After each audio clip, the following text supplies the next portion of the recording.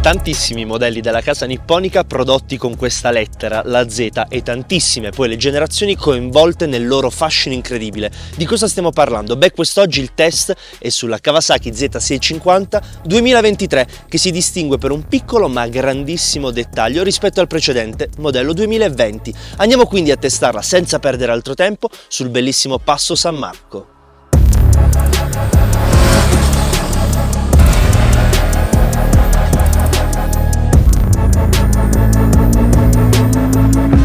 Una storia vera, ricca di tanti modelli e versioni, quella della Z. Una generazione intera cresciuta con il mito di una Verdona, passatemi il termine, che ha custodito il suo fascino nella categoria delle naked, arrivando poi così a quest'ultima versione, dove l'esperienza di Kawasaki ha saputo unire ad un progetto ormai consolidato, precedentemente ER6FON, ad un'estetica più in linea con i canoni stilistici della casa. Sono sceso dalla sella. Ho spento il motore. Voglio insieme a voi capire e analizzare l'estetica di questa Z650. Ovviamente riprende tantissimo l'estetica della sorella maggiore, la Z900, e questo lo notiamo già dall'anteriore. Il gruppo ottico è quasi totalmente ripreso da lei e personalmente lo trovo molto accattivante, oltre che la caratterizza tantissimo, la rende quindi molto più personale rispetto a quelle che sono le altre estetiche di altre moto. Quindi non abbiamo magari un classico faro circolare piuttosto che delle linee pulite, qui sono molto taglienti, cattive. È il muso quasi di una Vespa, lei vuole pungere, è affilata, ha queste bellissime propensioni aerodinamiche che la rendono molto cattiva. Passando poi al centro, parte strutturale super evidente del modello è ovviamente il telaio, in questo caso è in acciaio a traliccio e come possiamo vedere la sua colorazione ne esalta tantissimo le forme di serbatoio e codone. In generale non passa assolutamente inosservata, ma ora ovviamente è arrivato il momento dei dati tecnici, quelli che stavate aspettando, quindi passo subito col dirvi quali sono le scarpette piuttosto che i dischi di questa Z650. All'anteriore un doppio disco semiflottante da 320 mm, questi sono a margherita, diversi rispetto ai soliti che troviamo circolari. La pinza doppio pistoncino, mentre al posteriore è un singolo disco, anche questo a margherita, da 220 mm. La pinza è a singolo pistoncino. Tornando sull'anteriore troviamo una sospensione forcella telescopica da 41 mm con 125 di escursione, mentre al posteriore, come anche presente sulla sorella Z650 RS, con cui condivide veramente tanto, abbiamo un backlink orizzontale con regolazione del precarico della molla e 130 mm di escursione. La parte centrale è sicuramente quella che coinvolge le dinamiche e i pesi. Lei sulla bilancia attesta 188 kg, 15 invece i litri presenti all'interno del serbatoio, per un'altezza totale da terra la sella di 790 mm. Ultima analisi, la parte alta. Il serbatoio è ben profilato, tra le gambe l'ho sentita strettissima, mi sembrava molto più piccola di un 6,5. Il manubrio, il posizionamento dei blocchetti è perfetto, li ho trovati comodi e facilmente utilizzabili. Poi la posizione di guida è ben caricata all'anteriore, questo non mi ha affaticato, anzi mi ha invogliato a guidarlo in maniera più sportiva rispetto ad altre. Parte centrale, la sella è sdoppiata, quella del passeggero è più in alto. Per me è stato molto comodo, è come se avessi avuto sempre un qualcosa a cui aggrapparmi nelle accelerazioni più importanti, mentre il passeggero ovviamente dovrà trovare una posizione di guida più particolare.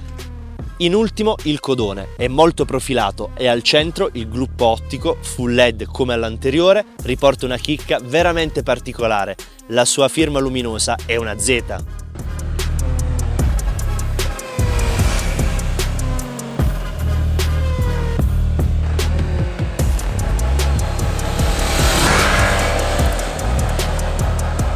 Ed altrettanto storico e consolidato lo è anche il suo propulsore, un bicilindrico parallelo 4 tempi, raffreddato a liquido da 649 cm3 e ben 68 cavalli ad 8000 giri, per una coppia massima di 64 Nm già a 6700 giri.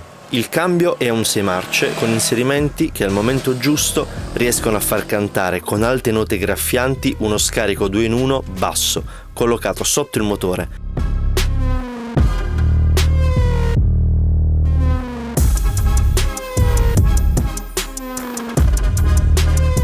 Ed è su questi tornanti del Passo San Marco, sulle Alpi Orobiche, che siamo riusciti a assaggiare le doti di guida di questa Kawasaki Z650 2023.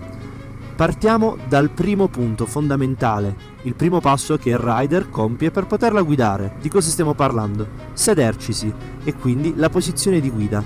Io l'ho trovata tutto sommato comoda. Certo, sicuramente per un rider come me, più alto rispetto al 1,80 m, io sono alto circa 1,85 m, ho trovato leggermente raccolta la posizione delle gambe, che in relazione a quella delle manopole e della seduta mi hanno comunque permesso di poter sentire e controllare al meglio la moto tra le mie gambe. In più, la possibilità di poter poi, grazie a una ciclistica affinata e ormai consolidata, poter controllare in ogni tornante, a qualunque velocità e in qualunque situazione, le doti di guida di questo bel motore pastoso, corposo, che è riuscito comunque, per quanto abbia soli 68 cavalli, a tirarmi più di qualche soddisfazione. Impianto frenante, altro capitolo di questa piccola naked. Sicuramente i dischi fanno il loro lavoro e lo fanno più che bene. Sono due a margherita e sono più che sufficienti, ci hanno permesso di fermarla in ogni situazione, anche quando credevamo di essere andati un po' troppo lunghi sulla curva. Motore, su di lui non ho proprio da dir nulla, anche perché per quanto il suo peso sia intorno ai 190 kg e solo 68 cavalli la potenza di questo bicilindrico fronte marcia, non ho mai percepito una piccola sbavatura o una mancanza di coppia o potenza. Lui è veramente super collaudato e la mia prova quindi sul propulsore è superata a pieni voti. Il posizionamento dei blocchetti sul manubrio è ergonomico. Sono riuscito in ogni situazione a poter raggiungere tutti i tasti senza alcun tipo di problema. In più non ho mai percepito mancanza di padronanza su quelle che erano le azioni che volevo compiere attraverso i selettori. Il quadro strumenti è completo, tutte le informazioni sono chiare, ben leggibili e soprattutto nella posizione all'interno del pannello retroilluminato a colori dove ce le aspetteremmo. L'erogazione poi di questo bicilindrico fronte marcia è veramente importante. Per quanto la sua potenza sia di soli 68 cavalli, magari per alcuni troppo pochi rispetto alle concorrenti di pari cilindrata o segmento, posso assicurarvi che ne ha sempre, anche quando non vi aspettereste di trovarne ancora. Gli specchietti, seppur un po' troppo sporgenti rispetto a quello che ci saremmo potuti aspettare, hanno una buona visibilità e ci permettono quindi di poter controllare tutto quello che succede alle nostre spalle. La rotazione sulla manopola del gas è millimetrica, riusciamo a poter dosare l'acceleratore a nostro piacimento in maniera veramente chirurgica. Capitolo consumi. Dal quadro strumenti riusciamo attraverso il computer di bordo, scorrendo con il selettore nei vari menu ed informazioni a tendina, a raggiungere un dato veramente sorprendente. Infatti, non interessandoci troppo di come stessimo guidando o di quanto stessimo girando alla manopola del gas, in oltre 262 km di prova siamo riusciti ad ottenere un valore più che eccellente, oltre 20 km con 1 litro. Niente male per questa piccola giapponese. Per quanto riguarda la ciclistica, abbiamo osservato alcune peculiarità. La forcella anteriore, a steri classici, è forse tarata un po' troppo sul morbido, ma non preoccupatevi, non è questa una sensazione esagerata, né tantomeno vi creerà problemi anche in una guida un po' più sportiva. Al contrario, la sospensione posteriore non ci ha mai tratto in inganno, è sempre stata sincera e si è comportata esattamente come ci saremmo voluti aspettare.